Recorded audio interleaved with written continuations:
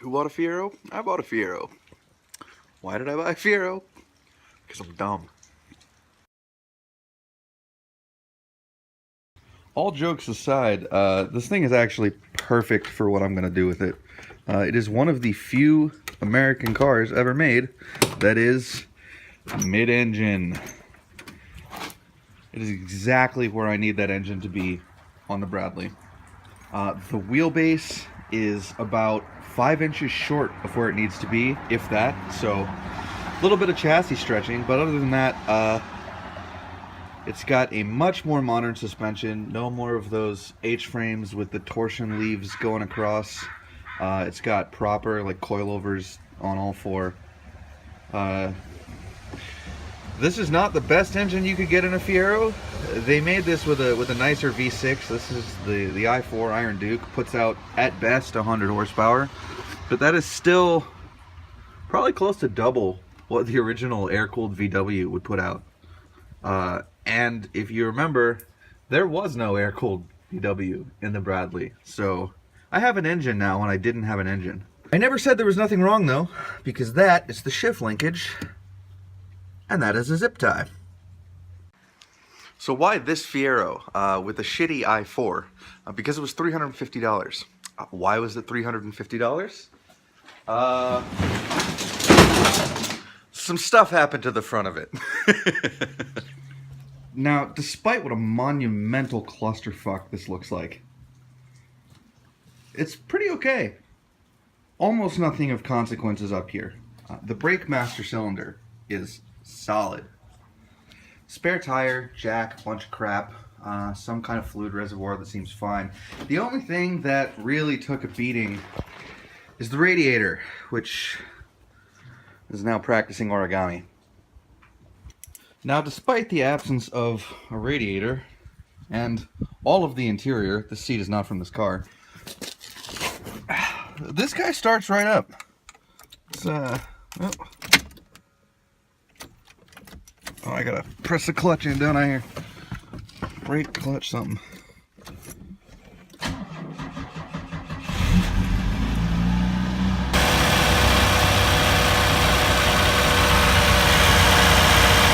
That'll do! That works.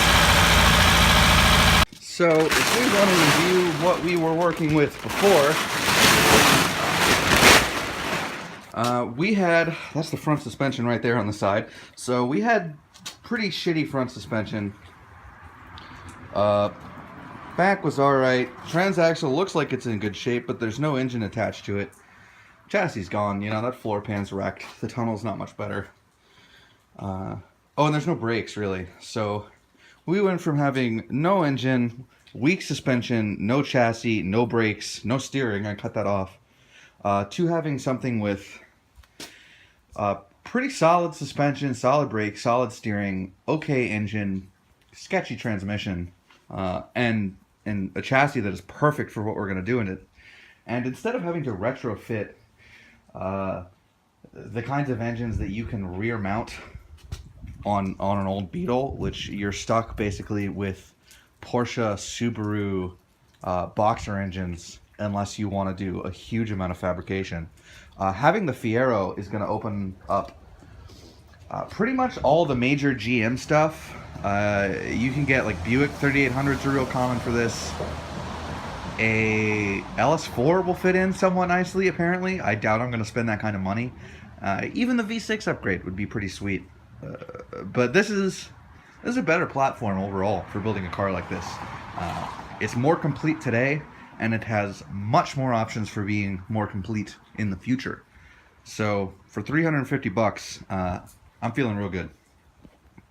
What's next is disassembling all of these things. It's basically going to be a naked go-kart when I'm done with it. Taking all the glass, all the doors, all the body panels off, probably wheels, everything, and just selling them. And ideally, I'll be able to recoup or even surpass the amount of money I spent on this car. But even if I don't, like I said, 350 bucks for the amount of forward distance this project makes because of this, great deal, I think. Got the front clip cleared, got the doors off, There's a magic trick called 3-second sunroof. Ta-da! Alright, I am real happy. We got this car completely stripped. I managed to save some major panels, lights, interior shit, whatever. But overall, looking great. No crazy rust, no crazy structural stuff. I know I said that about the last car before I got under it, but you know, so far the things I expected to be there are there and looking good. So next, gotta get this guy up, drop the transmission out, new clutch, and then I cannot wait to whip this thing around like a go-kart. Little known fact, if you run out of lug nuts, they occur naturally. You just got to fish for them. In fact, with a little bit of digging, lots of useful shop tools can be found naturally occurring in the wild. I got all the crushed radiator and headlight bits out of there. I just got to finish chopping the guy. Even though we're not using it, I ended up bolting the front suspension back on the Volkswagen chassis just so I could get this guy out of my garage, so I got a little more workspace. Also took the cover off the Bradley. I think it's getting to be about time to start working on that.